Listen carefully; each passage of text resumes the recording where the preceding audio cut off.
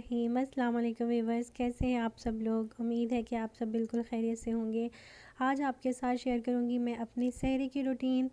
आज है यहाँ पे आठवां रोज़ा था आज था और तकरीबन 1 बजे का टाइम हो रहा है यहाँ पे और 4:30 बजे आई थिंक 4:20 पे यहाँ पे बंद होता है रोज़ा। तो मैं अभी आटा गूँथने लगी थी, सादा पराठे बनाऊंगी और साथ में चिकन कढ़ाई बनाएंगे आज। तो ये आटे का थोड़ा सा मैंने गूँथ के छोड़ दिया है 10 मिनट के लिए। उसके बाद ये सेट हो जाता है तो बहुत अच्छे से जल्दी से गूँथ जाता है। तो तब तक मैं काउंटर को साफ़ कर लूँगी। आटा गूँथते हुए जो थोड़ा बहुत गिर जाता है नीचे वो साफ़ कर लेंगे, क्योंकि सफाई भी बहुत ज़रूरी है साथ साथ। तो इसके बाद मैं आटे का दोबारा से गूँधूँगी। पहले मैं सोच रही थी आज मूली के पराठे बना लें, मगर मूलियाँ अच्छी मिली नहीं। मार्केट गए थे तो बहुत खोखली सी पकी हुई मूलियाँ थी तो वो नहीं ली। तो ये आटा अब सेट हो चुका था, मैं इसे दोबारा से गूँध रही हूँ। बस 2 मिनट और लगेंगे तो ये बहुत अच्छे से गूँध जाएगा और इसको मैं निकाल लूँगी कंटेनर में। इस तरह से आटा गूँध के मैंने इसको एक कंटेनर में निकाल लिया। इसको चाहे तो फ्रिज में भी रख सकते हैं, मैं मगर अभी बाहर ही रखूँगी क्योंकि बस अभी थोड़ी देर तक मैं पराठे बनाऊँगी तो बाहर ही रख रही हूँ। इसके साथ साथ अब मैं तैयारी करूँगी चिकन कढ़ाई की। बहुत मज़ेदार बनती है ये वाली चिकन कढ़ाई। आप इसको प्याज के बिना भी बना सकते हैं, मगर मैं इसके अंदर प्याज भी डालूँगी ताकि मसाला अच्छे से बन जाए, क्योंकि मुझे ज़्यादा मसाले वाली अच्छी लगती है। तो अब यहाँ पे मैं प्याज काट रही हूँ, छील रही हूँ, उसके बाद फिर काटूँगी इनको। कटिंग बोर्ड के ऊपर आप प्याज को चॉप अच्छे से कर सकते हैं, मगर मुझे बारीक लच्छेदार इस तरह से प्याज को काटना है तो वो कटिंग बोर्ड के ऊपर ज़्यादा अच्छे से नहीं होता है। मुझे इस तरह से करना ज़्यादा अच्छा लगता है, इससे इस तरह बहुत बारीक हो जाता है। और इसके बाद अब मैं काटूँगी टमाटर आप लंबाई में भी काट सकते हैं, उस तरह से ये बहुत जल्दी सॉफ्ट हो जाते हैं, जल्दी गल जाते हैं लंबाई में काटने से। मगर मैं अभी इनको इस तरह चॉप भी कर रही हूँ। तो ये टमाटर भी मैंने काट लिए हैं। सारी चीज़ें मैंने रेडी करके रख दी हैं चिकन कढ़ाई की। तो बस अभी थोड़ी देर तक मैं इसको बनाना स्टार्ट करूँगी। तो यहाँ पे मुझे लग रही थी बहुत ज़्यादा प्याज, तो मैंने सोचा अपने लिए ये बादाम का शरबत बना लेती हूँ। इसकी रेसिपी मैंने आपके साथ शेयर की थी। ये वही वाला शरबत है, आप देख सकते हैं। ये मैंने नीचे फ्रिज में रखा हुआ है और ये बिल्कुल सही है। तकरीबन इसको 8-9 दिन होने वाले हैं। तो बहुत ही रिफ़्रेशिंग है ये, आपकी सारी एनर्जी जो है बहाल कर देता है। तो ज़रूर बनाइएगा इसको।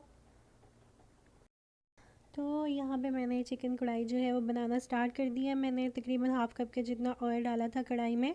उसके अंदर मैंने इलायची डाली थी, ग्रीन इलायचियाँ डाली थी 2-3, और डाली थी सिनेमन स्टिक। दालचीनी के 2-4 स्टिक्स डाले थे और डाले थे 2-4 लौंग।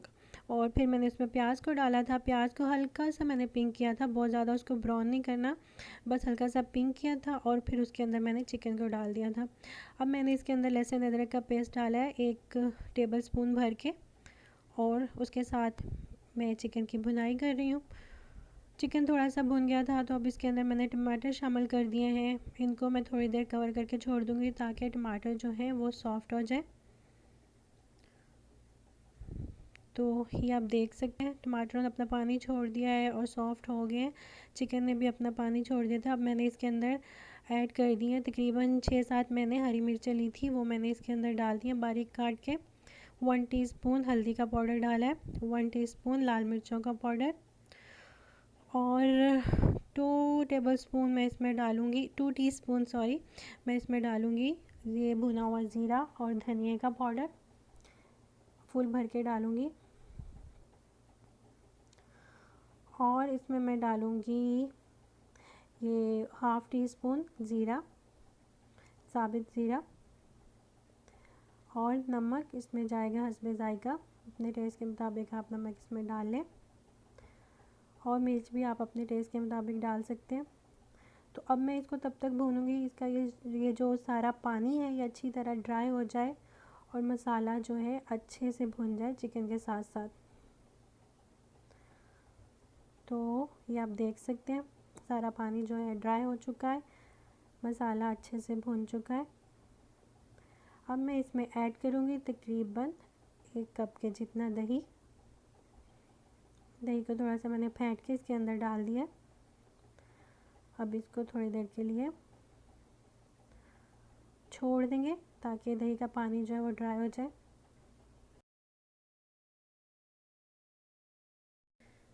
चिकन को मैंने रख दिया है लो फ्लेम पे पकने के लिए, ताकि चिकन अच्छी तरह गल जाए और दही का पानी जो है वो भी अच्छे से ड्राई हो जाए। तो तब तक मैं बना लूँगी पराठे। पराठे मैं कई तरीक़ों से बनाती हूँ, डिफरेंट तरीक़ों से मैं ट्राई करती रहती हूँ, मगर जल्दी जल्दी जब बनाने हो तो ये वाला तरीका सबसे आसान है, सबसे बेस्ट, और इससे बहुत जल्दी बन जाते हैं, तो मैं इससे बनाती हूँ। इसमें ये है कि आप थोड़ा सा आटा लेके उसके ऊपर बटर या घी जो भी आप खाते हैं वो आप उसके ऊपर लगा लें, और इस तरह तकरीबन आप 4-5 लेयर्स लगा लें आटे की। फिर उसको आप इस तरह से लंबाई में, जिस तरह लंबाई में रोल करके उसको, तो फिर आप उसको पेड़े की शक्ल दे लें और फिर उसको बेल के तो पराठा आप बना लें।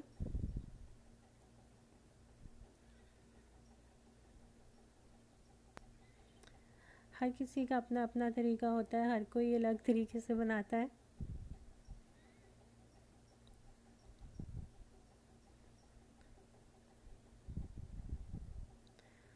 तो ये यहाँ पे रेडी हो रहे हैं पराठे। ये अब मैं बटर लगा रही हूँ इसके ऊपर, बटर मेल्ट किया हुआ था वो लगा रही हूँ।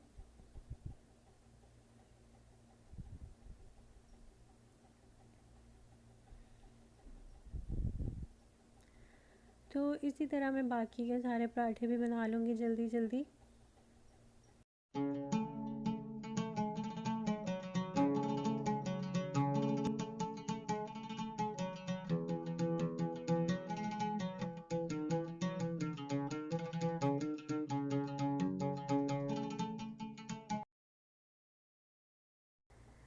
तो पराठे हमारे रेडी हो चुके हैं। यहाँ पे हमारा चिकन कढ़ाई जो है ये भी रेडी हो चुकी है। इसके ऊपर मैंने बारीक बारीक इस तरह से अदरक काट के डाल दिया है, साथ ही हरा धनिया भी बारीक काट के डाल दिया है। अब मैं इसको दूंगी कोयले की स्मोक।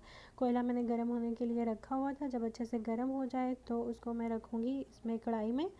पहले एक एलुमिनियम फॉयल का छोटा सा मैं एक बॉल सा बना लूँगी, वो इसमें रखूँगी इस तरह। फिर मैं इसके ऊपर रखूँगी कोयला और इसके ऊपर हल्का सा ऑयल डाल के तो इसको मैं कवर कर दूँगी 5 मिनट के लिए। उसके बाद ये हमारी कोयला चिकन कढ़ाई जो है ये बिल्कुल रेडी है और बहुत ही टेस्टी, बहुत ही मज़े की बनी थी ये। आप भी ज़रूर इसको ट्राई कीजिएगा। और इसके साथ ही अब मैं बनाऊँगी लस्सी। लस्सी ज़्यादातर तो जो बाज़ार वाली लस्सी होती है डब्बे वाली, वही वाली बनाते हैं हम पानी डाल के, तो वो बना लेते हैं। और जब मीठी बनानी हो तो फिर दही से दूध वगैरह डाल के तो फिर वो बनाते हैं। लस्सी बनाने के बाद हमारी सहरी जो है वो रेडी हो चुकी है। तो अब हम लगाएंगे दस्तरखान, क्योंकि यहाँ पे तकरीबन 1 घंटा बाकी रह चुका है रोज़ा बंद होने में। तो आप सब लोग भी अपना अपना रोज़ा रखिए, मुझे दुआ में याद रखिएगा, अपना ढेर सारा ख्याल रखिएगा। अल्लाह हाफ़िज़।